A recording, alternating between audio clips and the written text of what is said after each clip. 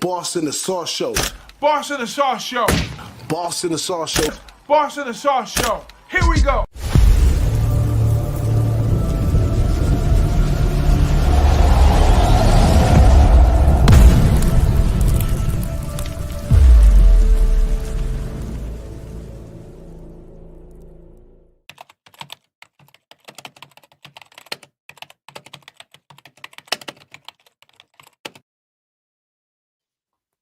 We're back like we never left, y'all. It's another Saturday. We come down to this championship week, which I'm excited for. I'm excited for some great matchups because from the bowl games to the college playoffs, there'll be some stale ones up in there. So if you see us every Saturday, it's probably gonna be by committee or something at this point. I can't commit into it all. But we will be still having some shows, but just don't know exact times and when and all that good stuff. But we're gonna have fun with it. Today's gonna be a really fun day because we're just gonna take our time and go through these cards. Because after what we seen last night, we got to kind of look at things a little different. And because these teams are, their mindsets are a little different in the position that they in. So we got to take that in. And how you fellas doing? Pretty good. How you guys doing? I'm good over here, guys. Good to be here with you guys on a Saturday, as usual, man. Doing this every week with you guys, man. It's been a great time doing this. We've been making some people some money in this chat, man. Shout out to everyone that chat, too. That always comes in here early and often. I see AT33NC in there. I'm sure Mo Harris will be in there. My guy Skyler will be in there. We got Nick right there. Says, what up, though? Shout out to you guys, man. What up, absolutely. man? I know the guys in the barn are watching up in Georgia freezing their ass off. Speaking of freezing, you got a damn – Wine's bundled up. I'm bundled up. DJ bundled up. What's going on, guys? We a little chilly this morning. I'm at a freezing California 51. Ain't that about something? Yeah. 51 is almost freezing us. I'm telling you, it was like high 30s this morning, but with that humidity, feels like about 20 something. So yeah. Man, I was looking at those with some hot picks. How's that? Yeah, for real. I was looking at those boys at Boise last night. It was crazy cold out there, 22 degrees. Oh, yeah. Yeah, that's why we hopped on the under live. Playing on that blue field. Yeah, man. I think Boise got the best of us because they was playing on their own terms, their own turf, and that really played this part in the totality of the game. But run that back on some regular neutral field or something, I think UNLV still got a chance. So I'm not mad at my captain. If I had to take it again, I'd take the same thing. But you too. If I knew it was going to be that cold and the conditions and the mind state of the players, then I would have definitely went the other way. But enough of that. And yesterday, let's jump in today, like Big Ragu say, and give y'all some hot picks to warm y'all up. This Iowa State, Arizona State game, I mean, we over here Team Scatterboo, which is important in games like this. A solid running game can take you a long way. But also in these championship games and stuff, you got to be able to put the ball in the air where you need to put it in the air too. And we found out that Arizona State's going to be missing their top wide receiver. So that's the drive in the line right now. But I don't know. Let's talk more about Iowa State. What can you guys say about Iowa State in this game? Yeah, man. I mean, Iowa State. So this is what I think about their defense. Their secondary, very disciplined. You look at them, not a lot of penalties this season. They play man-on-man coverage. They don't need to double team a lot, and they've been very good at man coverage. Campbell, he recruits good. He also hits what he needs to in the portal, and he keeps these guys here for a couple of years. And that's what he's got. He's got an experienced team over there. They struggle against the run. And what does ASU like to do here, though? They like to run the ball with their big-headed monster, Cam Scatterbo, man. Expect this guy to get the ball 30 to 40 times in this game. Boss already mentioned Jordan Tyson out for this one. It hits big, and I was talking to Boss about it. I was like, it's crazy that he moves the line 3.5 points. It's also public is hammering ASU right now. I'm on ASU, guys. I mean, you guys know me. I've been on this team the last couple of weeks. I'm high on them. I think they have all the momentum compared to Iowa State.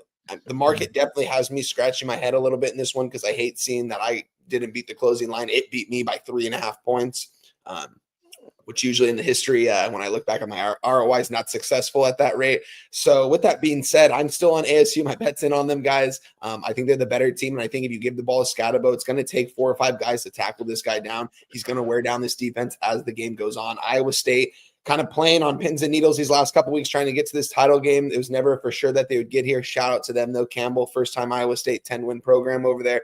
All respect to these two coaches, man. These are two of the coaches that I highly respect that I think are going to be coaching in college football in 20 years from now, both these guys. So shout out to them, man. And I'm on ASU money line in this spot, though.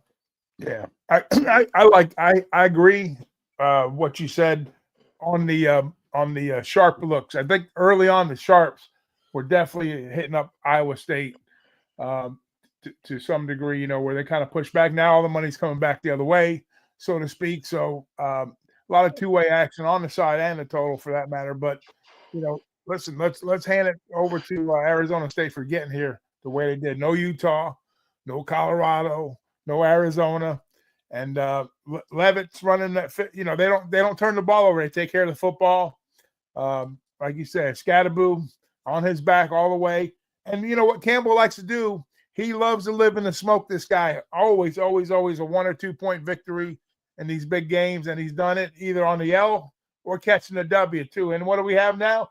We got another game. We're sitting here. We're 1.5, 49.5. Leaning towards the under. So I think it's going to play tough either way. For me, it's a coin flip on this particular side, but I think the momentum is definitely going ASU's way. And like I say, Iowa State, they love to play in these 1 and 2 point type battles here. So I think we see another one here, guys. So I don't have a really good look, but like I say, early on the sharps are on it, and I think the momentum's going ASU's way. So flip a coin for me on this one. Ooh, flipping the coin. Now let's take a look at the numbers right here. Iowa State, they're number 95 in opponents rushing. They allow about 173 a game, and Arizona State is number 21 in rushing, and they had about 195. Now, if we look on the other side, ASU is number 22 in rushing, only allowing 117. And ISU rushes for about 171. I see the game's going to be played on the ground, but it looks like eventually it's going to go to the pass. But the pass part is going to be difficult because Iowa State's allowed passing yards they're ranked number 4, allowing 160, and then ASU, they're ranked 58, allowing 215. Yeah. But Iowa State is passing, ranked number 31.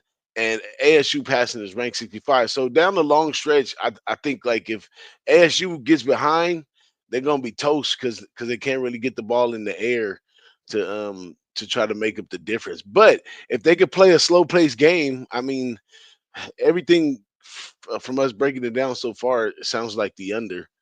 I lean more towards the under than the side on this spot. Yeah, I definitely have a lean towards the under as well. I didn't get there, but I'm pretty close to it. Honestly, I think this is going to be a slow paced game between both these teams. Yeah, but both these teams are not really under teams. I mean, ASU is 7-5 to the over, and Iowa State is 6-6, smack in the middle. Let's see, last 5, ISU tightened up. They're 2-3 to the under. But ASU has been letting loose. They're 4-1 to the over. So I don't know. I think this is why we are in the millennium now, where we are allowed to live bet these games because, like I said last night, I hadn't seen Boise State with that much enthusiasm. I mean, even Gentry usually has his poker face on for the game. I mean, he was laughing and jumping around and all that kind of stuff.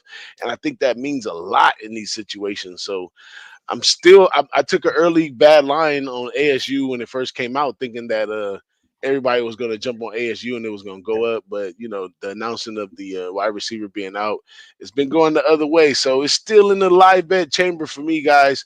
Yeah. Might be looking at a first half under.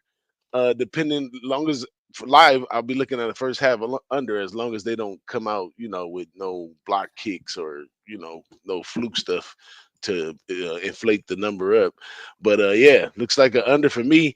Shout out to the chat: Juan Chavez, Brian Polk, Mo Harris, my boy Nick. What's going down with y'all? We got a question in the chat. No, Mo, we didn't. Hang in there, Mo. It's coming up, and I got a good play for you on this game coming. Too. Oh, there we go. I got a good. And hey, by the way, I usually have my spreadsheet with me, which I left at my office, and I didn't email it to myself, so shame on me for that. But I think this game's in Jerry World too, correct? Isn't this game being played in Dallas, this particular game? So perfect conditions for this game. Yeah. Let's keep it moving though. I forgot to put that game on here, but we'll talk about it towards the end though. Let's jump on the next one. Georgia and Texas. As I sleep with this, and I watch all this social media stuff, it looks like it's Vegas play is Georgia in this one right here. I was fading Texas I took Texas last week against Texas A&M, and in this one, I mean, Texas still goes to the playoffs even if they lose, right? Yeah, the loser, both of them go no matter what. Yeah, so both are going no matter what. Georgia has more reason to start changing things up, but I don't know. The whole thing that we talked about early in the season about the Georgia being in big trouble, the DUIs and all that stuff, and mysteriously, ETN was doubtful because we don't know if maybe he had to go check in with his PO or something. I don't know, but this this game to me, I don't know. I think Georgia has a really reason to stand up in this, and we've seen some leaks in this Texas team that we thought was immaculate on both sides of the ball. So I think it might be trying to break them down right here. I haven't made any plays on the game, but I'm leaning Georgia and taking the points right now. What about you guys? Go ahead, Juan. Yeah, I'm on Texas in this spot, guys. You know, they played each other earlier this year. Georgia. I just think this is two teams that are kind of going in opposite directions right now. The running back situation over in Georgia right now is just, they got Nate Frazier and ETN, and ETN's questionable for this one. Wow. And even him, he hasn't been playing that well this year. Nate Frazier's a true freshman out of Mater Dei. This is an elite defensive line that Texas has. Texas has a top 5 defensive line in the nation. They have a top 5 defense in the country. How is Georgia going to be able to run the football in this spot? They're pretty much going to put the ball in Carson Beck's hands and see if he can beat these guys. We saw last week, man, Texas, they ate that Texas A&M offense alive, man. The only reason Texas A&M scored was a defensive touchdown. And Georgia they just ate overtime game against Georgia Tech. The week before that, they struggled against UMass, a team that, shouldn't even have been able to score a touchdown on them realistically. They scored, I think, 4 touchdowns in that game. And here I am. Maybe Georgia comes and shows something that we haven't seen these last couple of weeks because they are Georgia. But I'm not going to trust that. I'm going to trust. It's crazy. I'm going to put my trust in Sark in this one. I'm on Sark money line. The Texas Longhorns -130. I think they're going to get it done. I think they're going to run the ball, and I think Manning's going to come in here on a special plays and run the ball and get them some much needed first downs. Georgia's going to come to play in this one. Both teams are. Wow. This is going to be a good matchup right here, guys. A good matchup. I'm excited for this one. I'm on Texas, though. Well, this guy's hitting on all the points that I was going to kind of touch on. I was going to say there's no room for error for Texas today to be flip-flopping quarterbacks, which, like you say, you might see him come in on gimmick plays. But let's run it back a little bit, to the first game, what happened there. We probably won't see that scenario play out, obviously, because – what happened there? Georgia got up 23-0 up on Texas, and Texas was not taking care of the football in that particular game at all. If you look at the stat line on the QBs, you think that Texas would have won the game because Carson Beck threw 3 interceptions, and the guy that's missing today, MIA possibly, ETN had 3 touchdowns. So that's huge today for Georgia. But like you say, Georgia is Georgia. They're playing a semi-quasi home game in Atlanta. But the defenses have been spectacular. Like, to your point, Texas is sitting at number 2, allowing 11 points a game. And you know what? They do the same thing on the road. They play the same type of defense on the road as they do at home here. And then Georgia, offensively, they're putting up about 33 a game, and Texas is putting up 35. So is this going to be the offensive game we think we might see, or is it going to be towards the defense? I'm going to say defense because Texas is going to put the onus on Beck to make the mistakes early on too, and I don't think the game gets away from them early on. So I like the under here, guys. I think 50.5 is way too many points. I can see this game playing out 2017. Yeah, I like that look too, because I mean, these major games like this, I mean, let's face it, a lot of them go under. I mean, people, it's serious football. Nobody's just taking too much risk, so they try to walk these games. And this game, like you said, both teams are going to be going anyhow. Why go out there and exert too much? The under is a heavy lean for me in this one as well. But yeah, I might have to get on the under and stay away from Georgia. Might end up with all totals there. I have no idea. But I don't. Let's talk about Beck though. You think Beck is going to do anything over there at Georgia? I mean, he seems like something that we thought would be a lot better than what we think of him now. No, I mean, like I said, he threw 3 interceptions in that game, and if you looked at the stat line, you would have thought Texas, just as far as quarterback play goes, Texas would have won because I think yours had a pretty decent game. I think he threw for like 250 yards, or and didn't throw any. I don't think he threw an interception that game, but like I say, they just turned the ball over a bunch in that game, and that got them in harm's way early on, and I think they're built to play downhill, but not against a good Georgia defense. It's not the best Georgia defense we've seen, and we've seen Georgia struggle early too. So if you got a side, I would maybe even lean Texas in the first half also. I'm pretty sure our guys over there at the barn bar. They're like Texas. They're the barn guys. Unless they're playing me for a fool. You guys better not be playing me for a fool because you did tell me you like Texas today. So, and Jimmy Vegas, I think he's leaning Texas, and so is Mike. So, but I lean Texas too. But Georgia, like you say, semi-quasi home game. I like the under on the side. I like Texas in the first half. I like it. Anything else on this one, Wine, before we move on? No, I mean I like that. Definitely lean towards the under too in this spot. I'm just on Texas in this one. Okay, a lot of people out there on Texas, and that's why I'm for some reason feeling Georgia. I just feel so contrarian. Yeah, but I think I'm gonna look more into the totals than I have more, especially if I bet live. I have more leeway with the unders laddering up as we go along. Let's go into this one right here, Ohio and Miami, Ohio. I mean, what is this? The MAC championship right here? Maction, baby. Have you been paying attention? I've been tippy-toeing from Maction this year, away from it. But this one, I'm going to be involved in it. Ooh, I'm me. I've been tippy-toeing away from the MAC as well, but watch a couple podcasts and stuff. And the one podcast that I'm on, I haven't listened to what they had to say, but they've been spot on all the action. So I think earlier in the week they were leaning Miami of Ohio, I believe. But I'm totally off this game. I probably won't even watch it. I'll probably be on those other games. What you got on this one, Big Regu? All right. So interesting thing about the MAC game. You don't see a team run back-to-back champions in the MAC. It's very rare, but you do have two of the top tier teams, obviously, that made it here again, or not again, but Miami coming back. They're the repeating champs.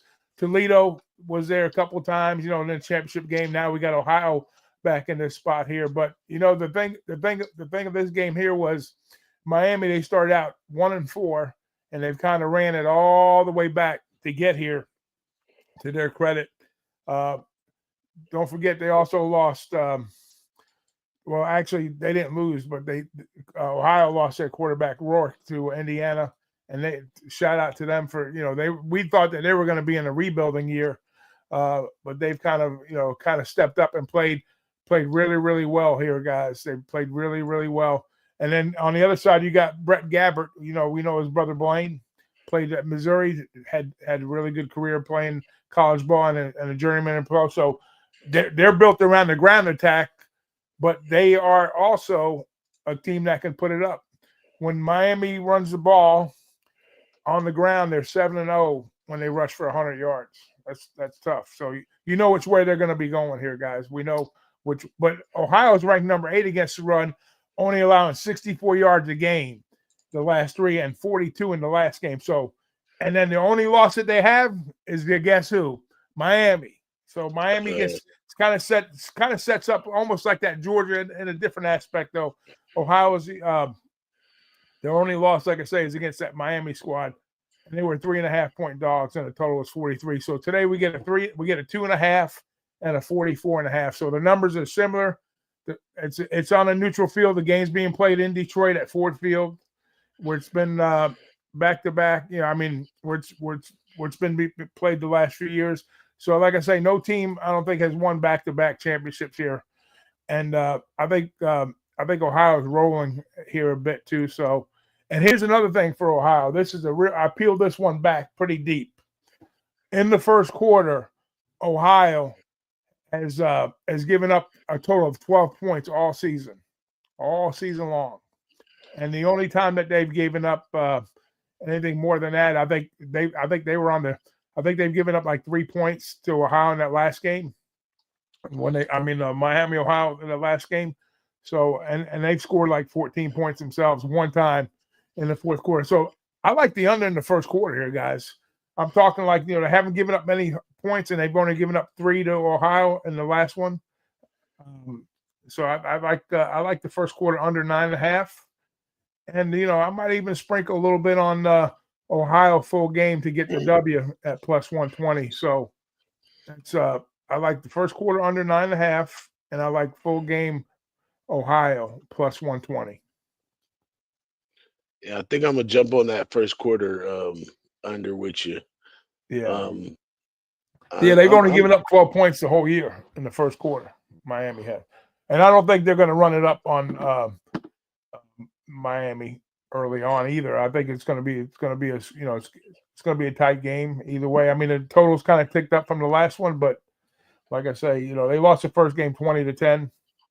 Today, I think they avenged their loss, and like I say, nobody's repeated back to back, and Miami's the champions last year, so puts me on Ohio, and the way they're playing football right now, I think they're the better team. Yeah, I'm with you on that one. I just got that one in first quarter under 9.5. Make it official. Let's keep the ball rolling. You got anything on this one left? No, this is the one game I didn't tap too hard today, honestly. It's a hidden gem for me. A hidden gem. I swear, guys, if I didn't bet on that game this year, my ROI would have been better. It's just I got burned on some of these weekday games that I took, and I can't get to the window on a Mac. You were always big on Mac overs, and that kind of went away. The dynamic has changed with the NIL and some of these better players that normally playing in the Mac, they're playing other places now because it's money. Exactly. And it's a low total, I think, for a reason. I would take the under. I'm going to stay off this one, though. Yeah, I would say that for Weinstein, it's not enough smoke for him to be in that game. There we go. We got one right here, though. Here we go. Marshall and Louisiana, two teams that I can agree. I haven't really been on them much this season, even though I lean Louisiana money line in the parlay, just on some small research I did. But I want to see what you guys got to say about this one. Yeah, go interesting. Ahead, Yeah, interesting matchup right here. I mean, Marshall playing some really good football this year. One of the best teams, ATS, just flying completely under the radar. I had a little bet on them last week, +3 against James Madison. They were down big at half. They end up soaring back, taking them to overtime and getting the win there. Shout out to Marshall, man. I think this might be a huge letdown spot for Marshall coming up here, though. I don't have a play in this game, but I definitely had a big lean towards Louisiana. I think they can beat these guys probably by 10+ in this one. I'm not going to do it, though, because Marshall made me some cash last week, and I like what they're doing over there. And Louisiana, though, this line opened at 3.5, and we're at a 5.5 now. I think this is a clear-cut Louisiana spot. I think you hit on it, DJ. Throw this money line in a parlay with another -250, -300, get some even odds, and call it a day. Yeah, I think there's some departing coaches in this game too for Marshalls. I think they're talking about Huff might be going off to Southern Miss. Oh, wow. And which is surprising. And then and Louisiana, we call them UL Lafayette or Lafayette, like they like to be called, but this is a home game for them. And they've been here and done this before under Napier. And I think they kind of got their mojo back a little bit here too. So it's a Sun Belt belt game, and Marshall, like you said, had a storybook season, and now I don't know why he want to go to Southern Miss, but I guess bigger, greener pastures for him. But I can see Lafayette winning this one by at least a touchdown here. But I don't have a play on it, but it makes sense to me to play Lafayette at the home team and lay the wood here with I've seen him winning by like maybe a touchdown or better. Yeah, and a few years back, I haven't bet against Marshall since a few years back when I bet against them, and it happened to be on that day when they were celebrating the big tragedy that happened years So Doc ago. Holliday was a money coach for them for years, especially in bowl games years But gone by. they had that thing where those students died on that plane or something like that. It was the day Yeah. that they were celebrating that, and I Oh got yeah, my yeah, ass kicked. yeah. I got my ass kicked good right there. But shout out to Nick. Nick says Marshall coach going after this one. Yeah. He's going to Southern Miss. Yeah. Southern Miss, exactly. And Brian Polk said he likes the over in this one.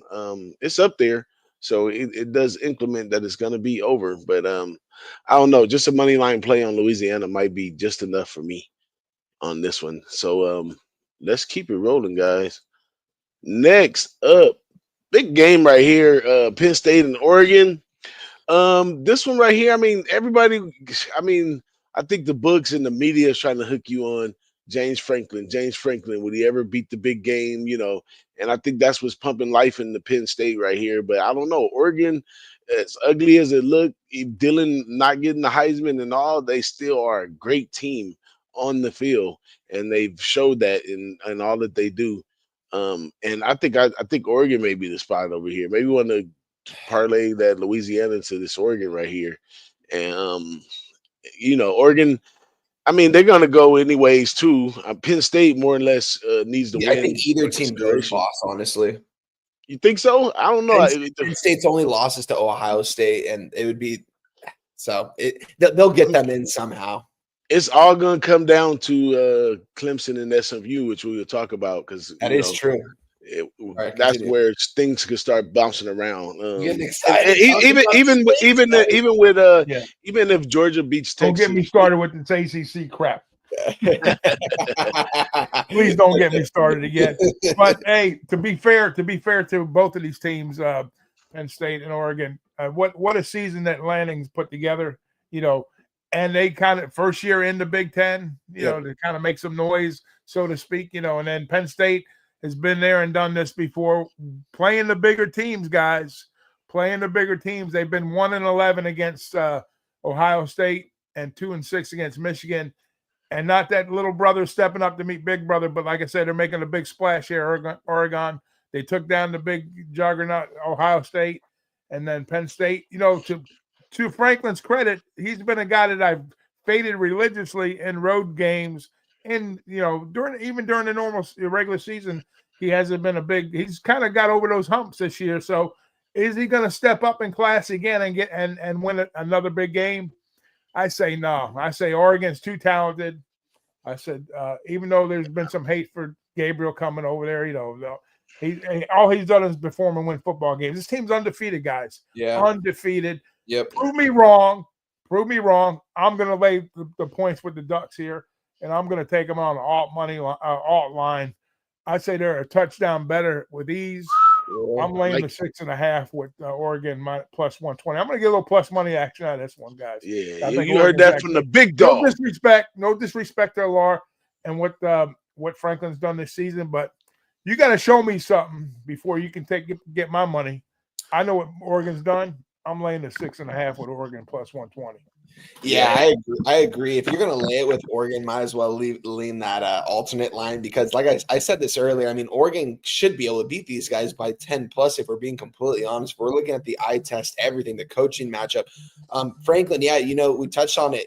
11-1 season, you know, they had that one loss to Ohio State. You know, the game was a little bit – the score didn't really indicate what really happened, but it was a one-possession game. Franklin did bring in a good coordinator in Tom Allen. He brought in Coach Koldenicki from Kansas, the offensive coordinator.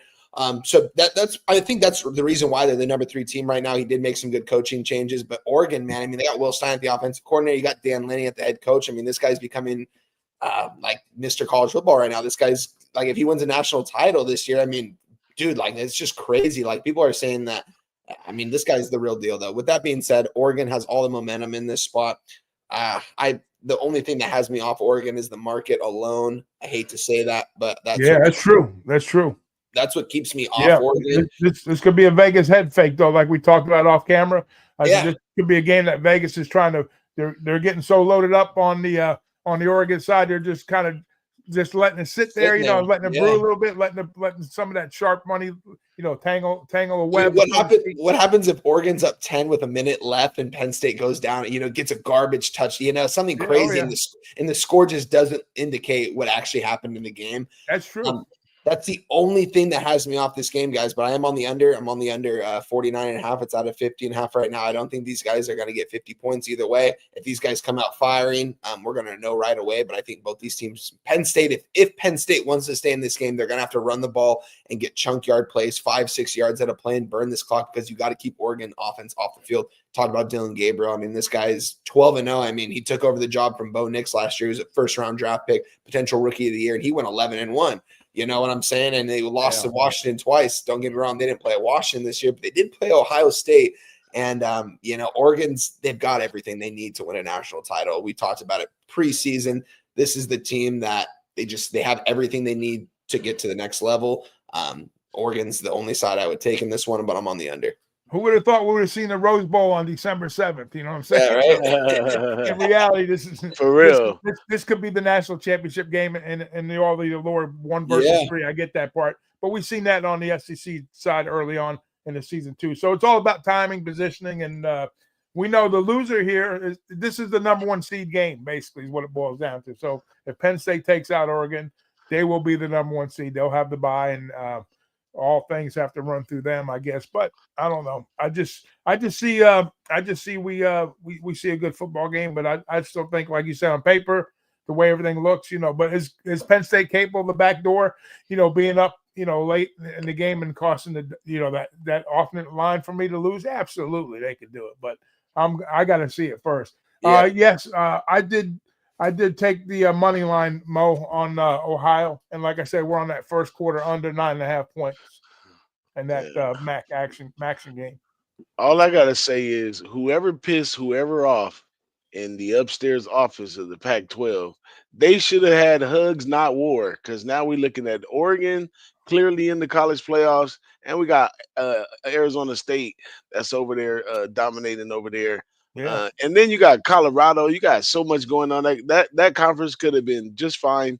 Last year was a money year for the Pac-12. Yeah, I mean, they had the best quarterbacks. I think 6 dynamite teams come out of that. And remember last year they thought that they weren't going to do as well, and they ended up doing all really the pressure good, was gone last year from that. That's why they just played loose, and then they just went about their business and handled it. So, shout out to the old Pac-12.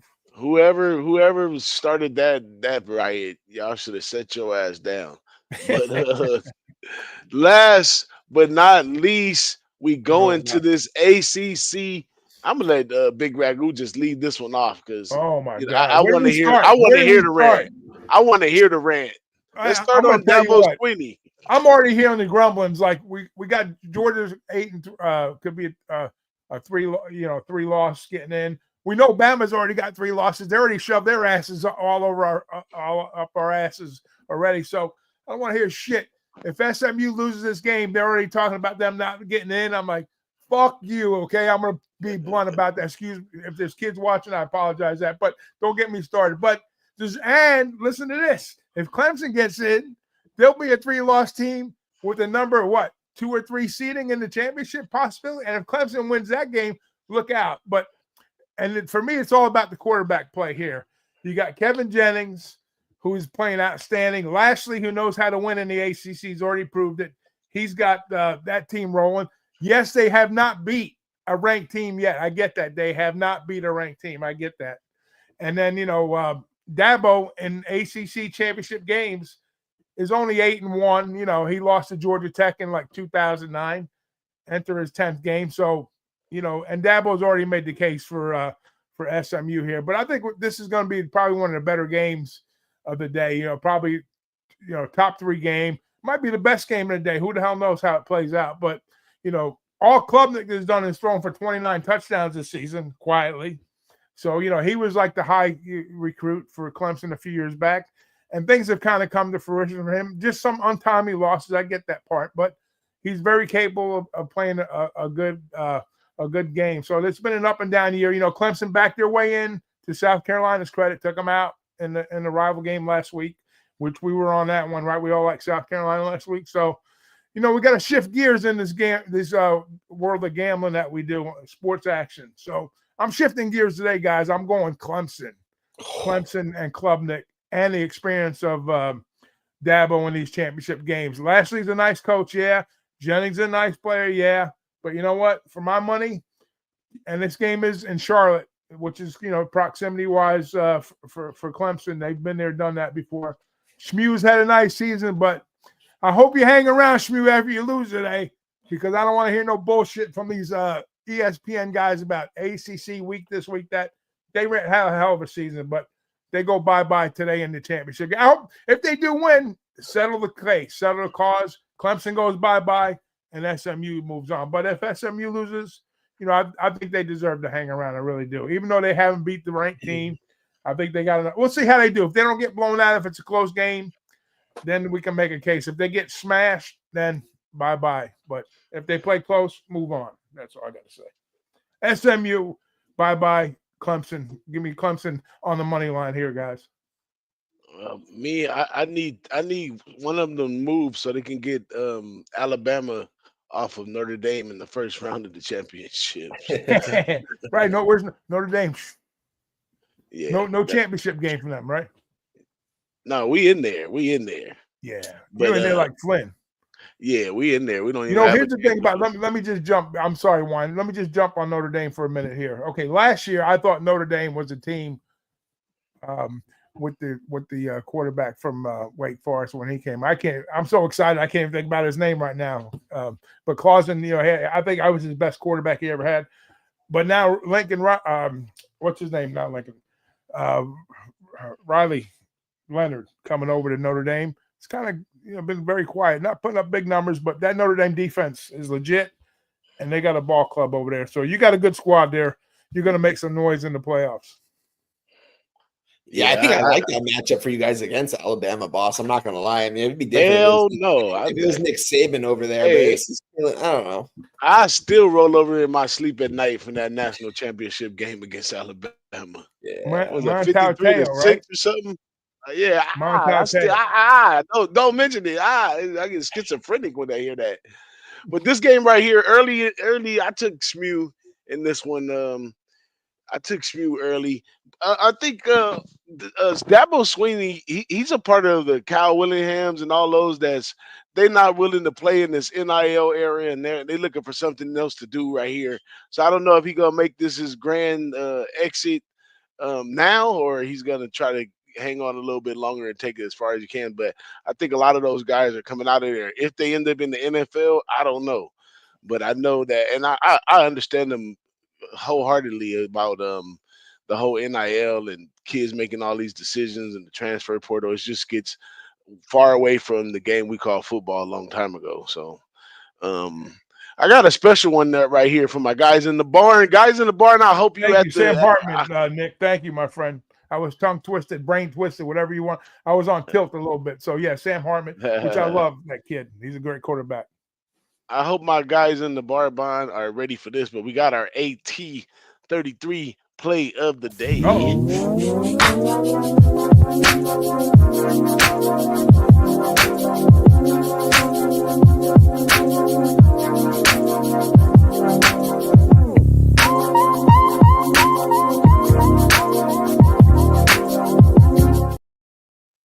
SMU money line. All right. He's on SMU money line. We kind of clashed last week. We kind of like the other side with the points last week.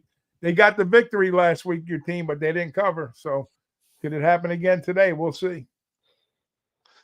Big shout out to Dylan in the chat. Shout out to Nutflush. Say he's gonna be down there at the Pomona Fairgrounds. I don't know if I could get the old lady out the house today. That'd be a nice treat to come down there and see the Nutflush family, who we love so much. We missed you out in Vegas, but we know you've been busy. Nutflush and Papa Nutflush and the whole Nutflush family, the Allen family, first class all the way. All the way. And shout out to Troy Torrance. I haven't seen him in here, but yeah, Troy, shout out. There he is. What up, Troy? There's my guy right there. Hell yeah. Good to see you, Troy. That's Mr. NFL right there. Guy's got his touchdown Troy. He goes into these deep dives. He's unbelievable. You got to check him out over on Jimmy's channel for sure on Tuesdays. Hell yeah. Thanks for stopping in, Troy. Yeah, guys, I'm with you. I'm on Smooth here, guys. I mean, they're plain and simple, man. I know Boss is on Clemson. I shouldn't say that, but I'm on Smooth here, man. I like Rhett Lashley, what he's been doing this season. I like what he's building over there at SMU. He built a culture over there. He hit the portal kind of heavy 2 or 3 years ago, and he kind of returned all these guys the last couple of years. They've been developing the program. Do they have the personnel like Clemson? Absolutely not. They don't have the NIL money by any means, but they do have a lot of heart over there. I like Kevin Jennings. We saw what Sellers did on the ground last week against Clemson to ultimately beat Clemson. He was just he's dynamic on the ground, man. And I think Kevin Jennings is electric if he actually uses his legs when he wants to. He's a really good athlete. He fits in very well with this offense that Rhett Lashley likes to run.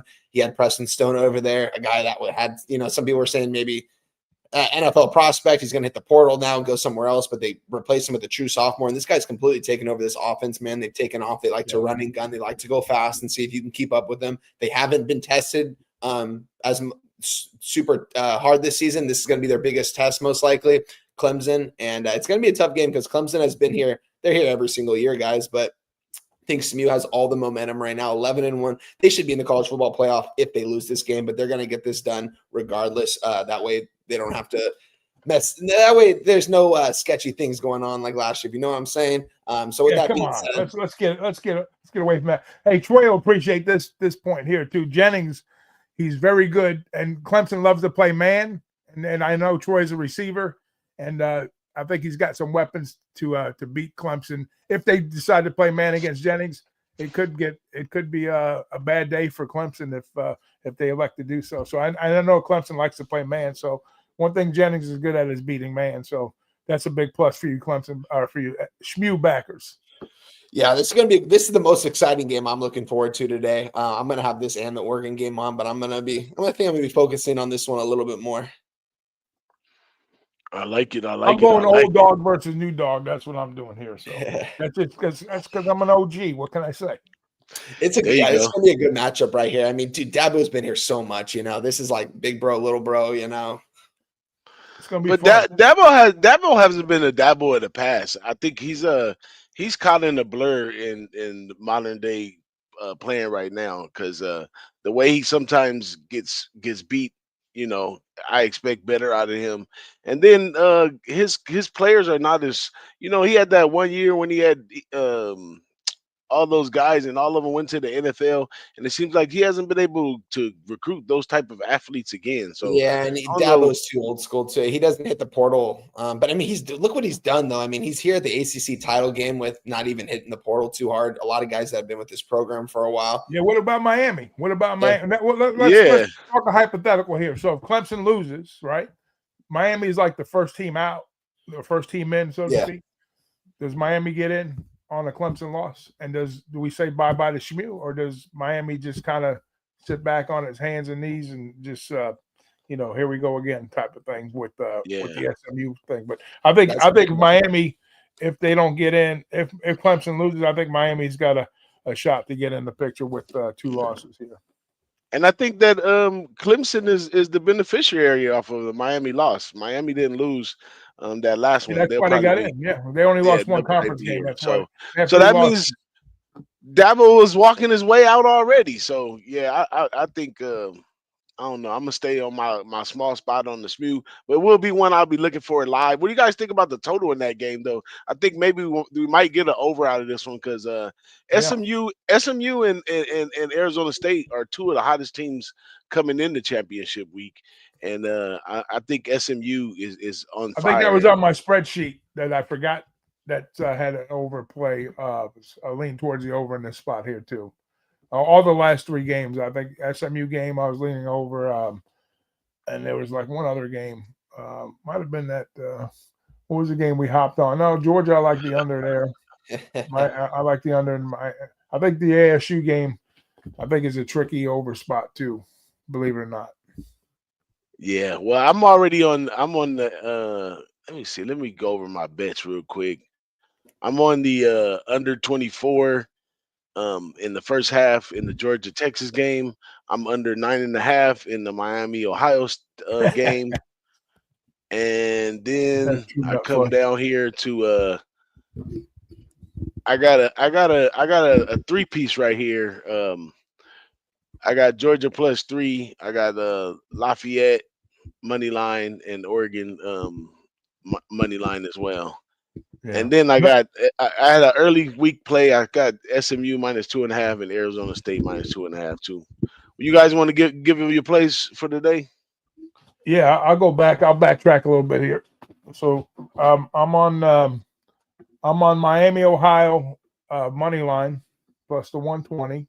I'm sorry, Ohio University. I'm sorry, Ohio U plus the 120, and then I'm on the first quarter under 9.5 points there, and then I'm on the under in the Georgia Texas game, and I'm on Clemson money line, and I'm on Ducks alternate money line -6.5 plus 120, and then and then to Nut Flush's point, yeah, it says Miami gets in if they borrow defense from the NFL or something like they can borrow an NFL. But hey, listen, for rating wise, if Shmew uses, I'm not gonna beat this to a dead horse. If Shmew gets it, Miami had the #1 offense in the country, so they want ratings. They want to see Miami in just for offensive reasons. So yeah, that'll be an over game, whoever the hell they play. And because of Cam Ward too, because Cam Ward Yeah. They predicted him to be the quarterback on one of these teams in the NFL, so they probably want to see him again. Yeah, we want him. We want him in New York, somewhere in New York. I heard he could be a Raider. Raider too, yeah.